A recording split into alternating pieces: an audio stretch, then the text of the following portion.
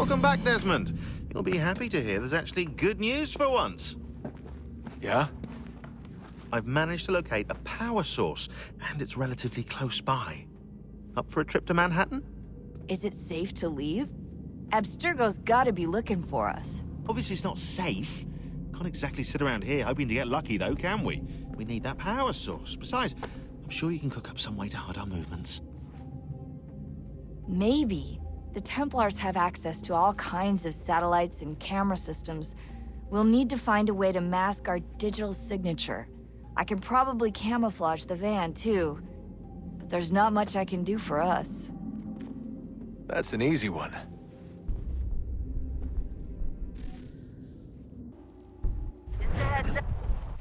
Local utility companies have assured the public that they're completely prepared for the upcoming solar maximum.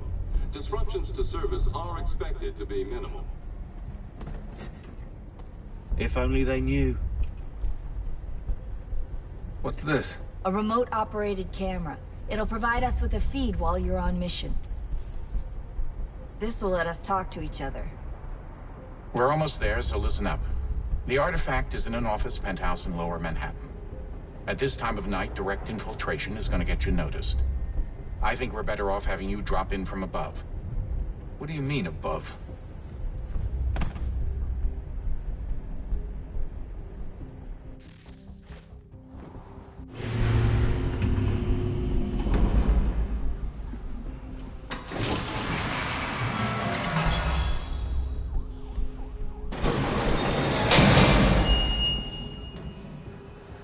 Can you hear me?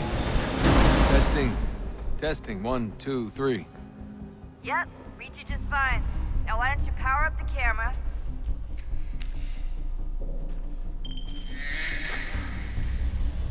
I've got pictures. Running diagnostics. Perfect. I've got a nice, strong signal.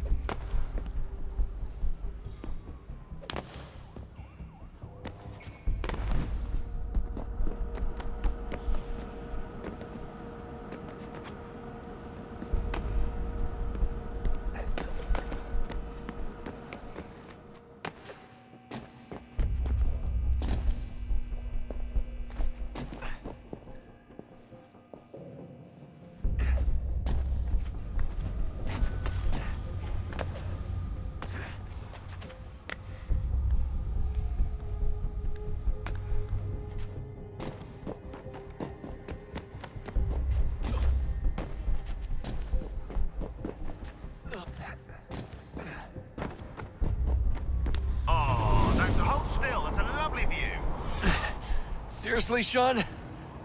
Fuck you.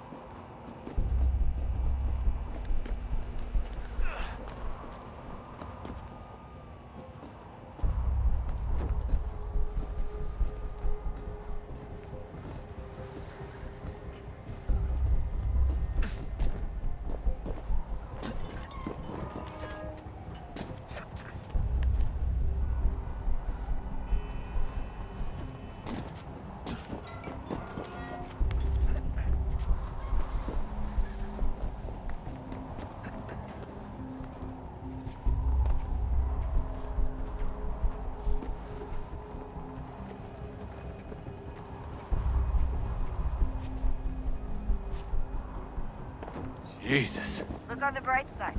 No security to worry about. And on the not so bright side, the slightest misstep means you're effectively paced. Shut up, Sean.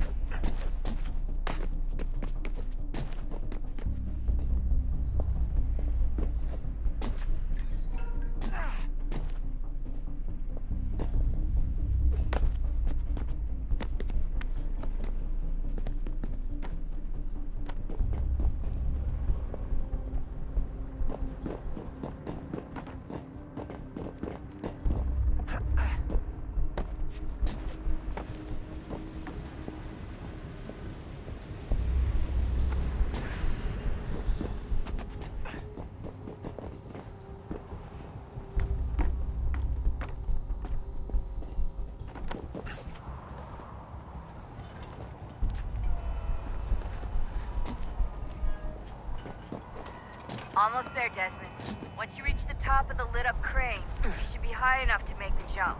Should? It'll be fine, don't worry. Well, you might want to worry a little. I'm pretty sure she was high when she was running the numbers. Sean! A joke. It was a joke. Or was it?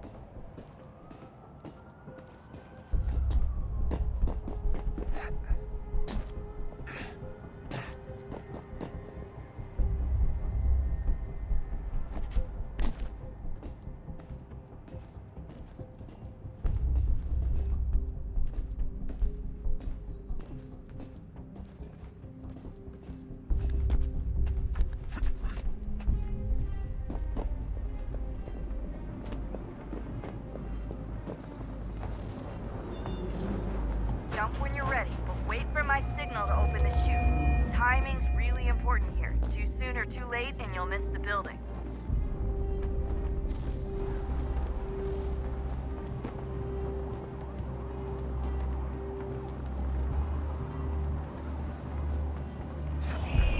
Now, open your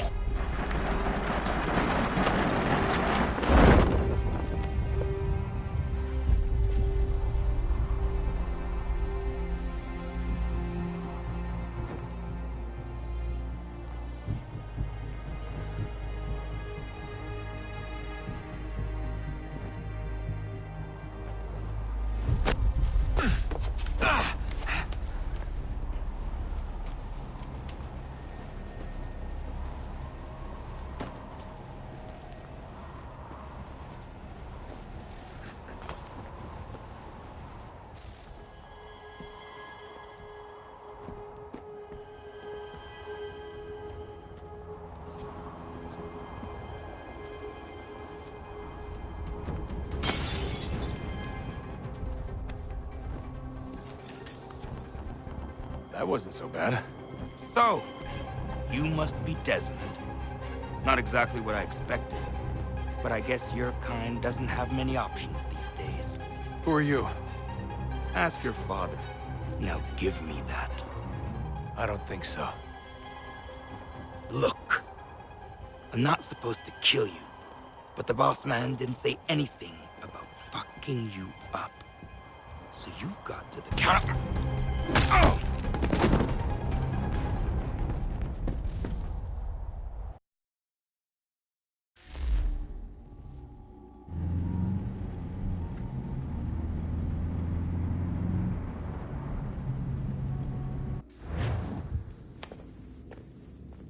So who the hell is Daniel Cross? Believe it or not, he used to be an assassin. The assassin, the way I've heard it told, but it turned out he was a sleeper agent for Abstergo, programmed to infiltrate and destroy the organization. How did he know you were there? We could be compromised. They must have caught me snooping inside their network and sent Cross to see what we were after. If they were aware of our current location, we'd know. Though, I will say this, doesn't bode very well for future expeditions. I've set up some cameras topside. If anyone shows up, we'll see it. I'd suggest you go see about finding a socket for that power source. Or we can return to Connor if you prefer. All the artifacts in the world won't mean a thing without the key.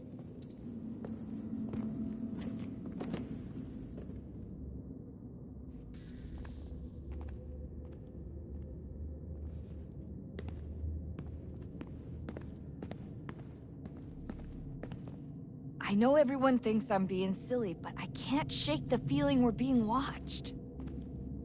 We are being watched. By Juno. Or some version of her. Do you think it's a recording? Or is she a ghost? Or something else? Is she talking to us the way Minerva talked to Ezio? No clue. I mean, who knows what else they were working on down here? There's still so many rooms we don't have access to. But do you think she's like literally down here, waiting somewhere, still alive? Still alive? That's mental. That I mean she'd be at least 75, 80,000 years old? Oh, powerful, yeah, but not that powerful. They came down here looking for a way to survive. Maybe they found one.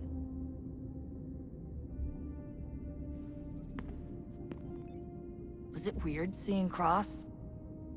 What do you mean? It's different for you. You don't know about what happened, I guess. For a long time, he was important to us. He was a different person. Sean said he was a sleeper agent, like Lucy. It was different. She made a choice, but Cross, if you read the files, Abstergo just... They did terrible things to him. Rebecca? You're lucky. We all are. We have people who care about us, who look out for us. He was all alone, and the people he thought he could trust, they used him. Did you know him? No, but I knew Hannah. Who's that? She tried to help him. She trusted him. But there was a raid about a year ago. She stayed behind so the others could escape. Tried to reason with him to see if she could fix things. Well, what happened? What do you think happened? He killed her. That's what he does. That's all he knows how to do. Sometimes it seems like that's all any of us know how to do. Rebecca.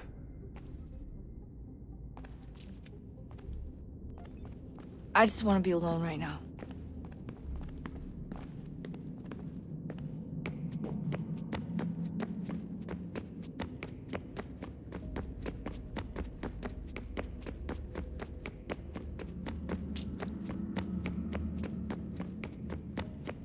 Ah, Desmond, there you are. Can I ask a favor? Maybe. When this is all over, I'd like to try turning the dial back on the Animus. Like, all the way back. To the time of the first civilization. You think it would work? There was no real loss of fidelity when you visited Altair. Then again, that was about 1,000 years ago, and I'm looking at going back at least 70,000 more. Sure, I'd be up for it. Be interesting to see what things were like back then. Excellent. I think it would prove most enlightening. So this is how it started. What are you up to? Just brushing up on my American history? Well, I say history. They certainly teach you strange things in the States. Like what? Well, for all the talk of this being a revolutionary war, it was a civil one. Well, not that kind of civil. I mean, there was no America versus Britain. It was Brit on Brit action. And you can clearly see how the whole thing got started. One war gave birth to the other. You mean the 7 Years' War? Exactly. Seems the Crown overspent in its attempt to keep the French out, wound up with a great deal of debt. Believing that the colonists should help to shoulder the burden, new taxes were created. It was a reasonable request, even if Parliament was rather, well, undiplomatic about it. Well, it's not really fair to tax people for a war they didn't want any part of. What? Didn't want any part of? Did you not notice George Washington with Edward Braddock? He was right there in the middle of it. So here you have the Crown spending who knows how much money to secure a place for the colonists to thrive, and then, when they ask for a little bit of help... Right, look, think of it this way.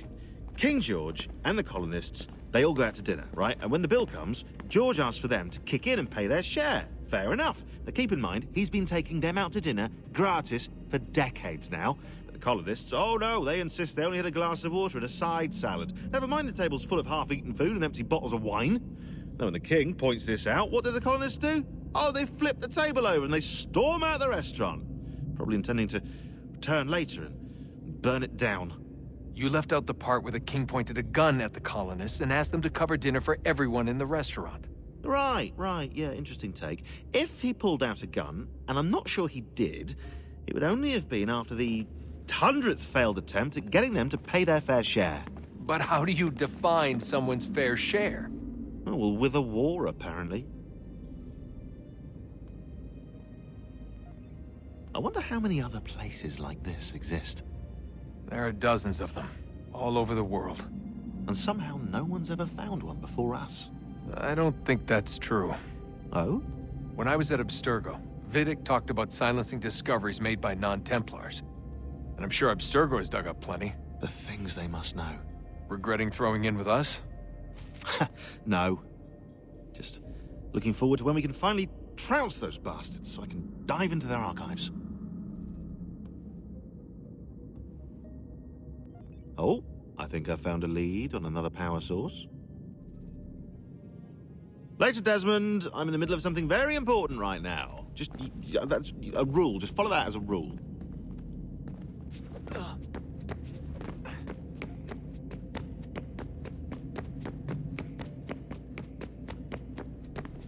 Son, I owe you an apology.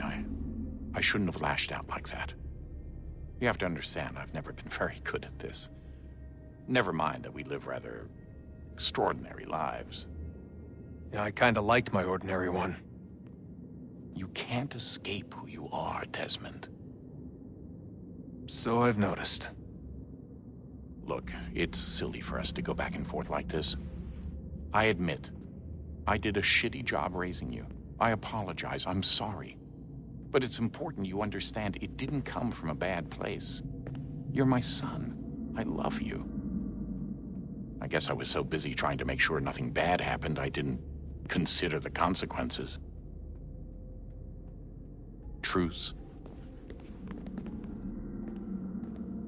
I can't believe it's taken me so long to ask, but... how's Mom? She's not... No. Your mother is fine. We decided it was safer if we split up for this job. Always assuming the worst. For good reason. Can I at least say hi to her? I'm sorry, it's too risky. Maybe when we're done. Right. When we're done.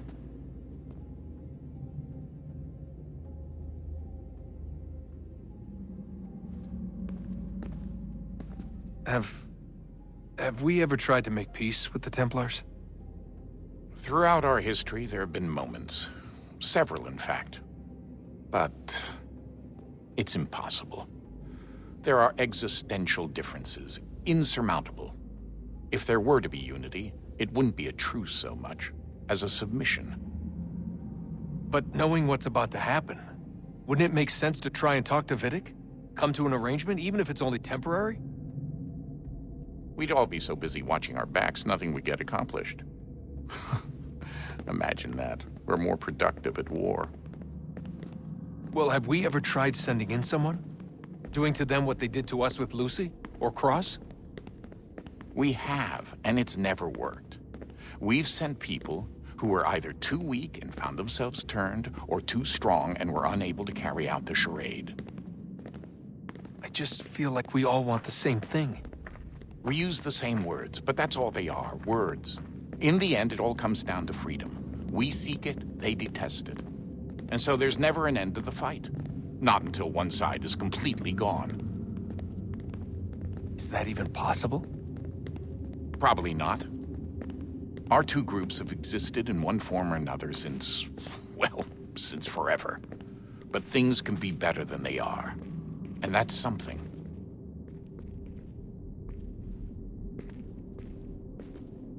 Did you look for me, Dad? When I was gone? Every day. Come on. I mean it. Every night I'd look, searching for your name or variations of it, hoping you'd slip up. Abstergo only found you first because they had better access. A few more days and it would have been me. Well, I'm here now. And I'm glad. Do you think Lucy regretted what she was doing? I used to think I knew her well, but clearly that wasn't the case. So I really can't give you an honest answer. She seemed so sincere, though. Like she really wanted to make a difference. Yes, well, when I first met him, I thought the same thing about Cross. It just keeps happening over and over again. What does? Everything. Don't get weird on me, Desmond. No, it's fine. I'm fine. Don't worry. All right, then. You should think about getting back in the Animus. We've got to find that key. We should probably get back to Connor.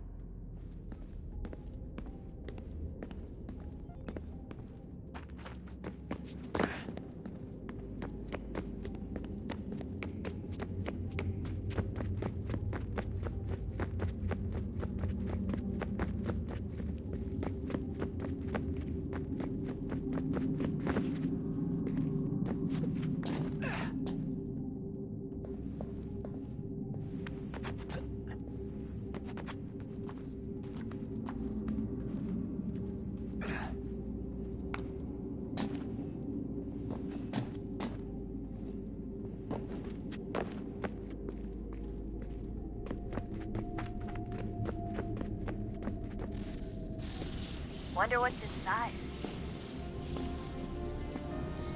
Only one way to find out.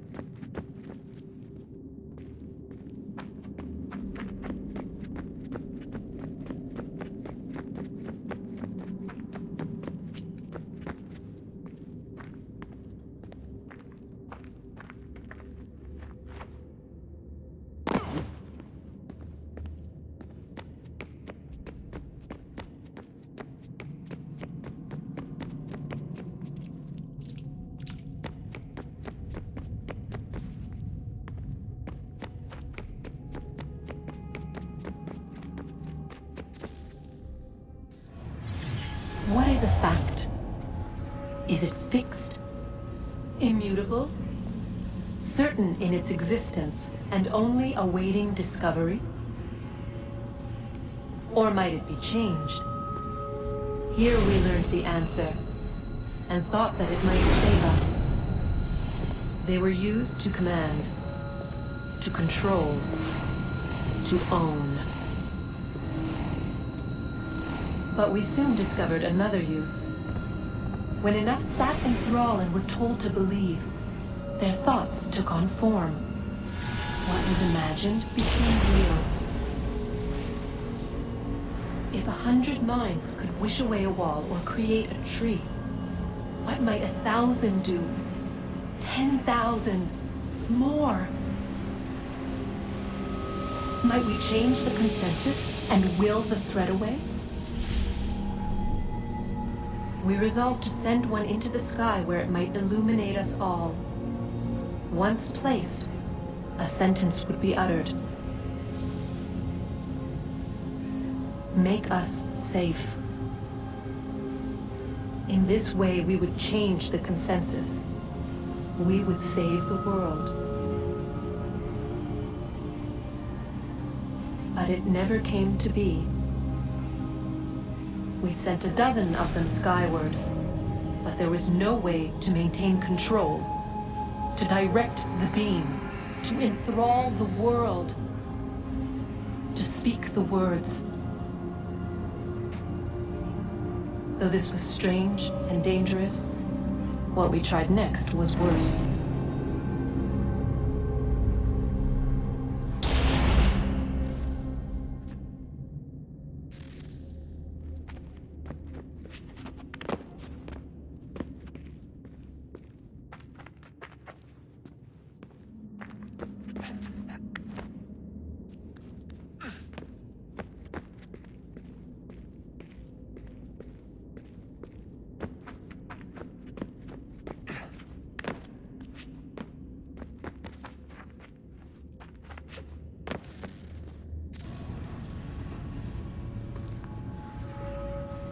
Our first instinct was to travel back, to change the past.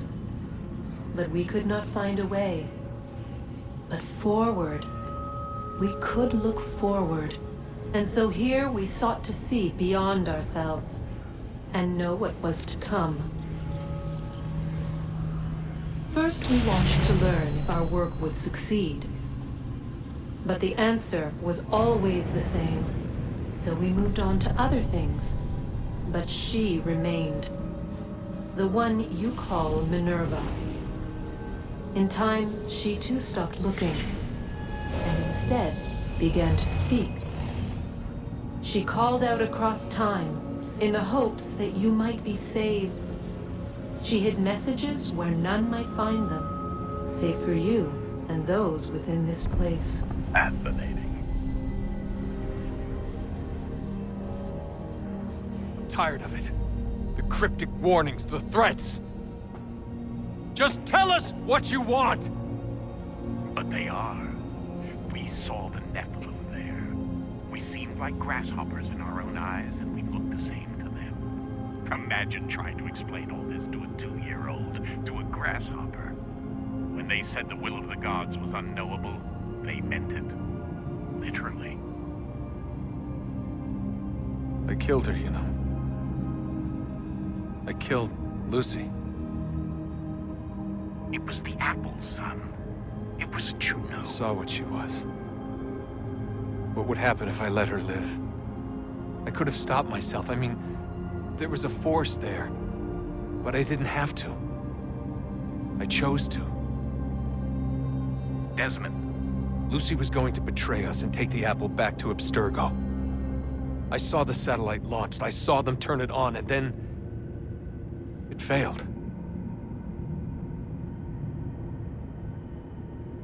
Whatever's on the other side of that door, it benefits Juno. We need to be careful.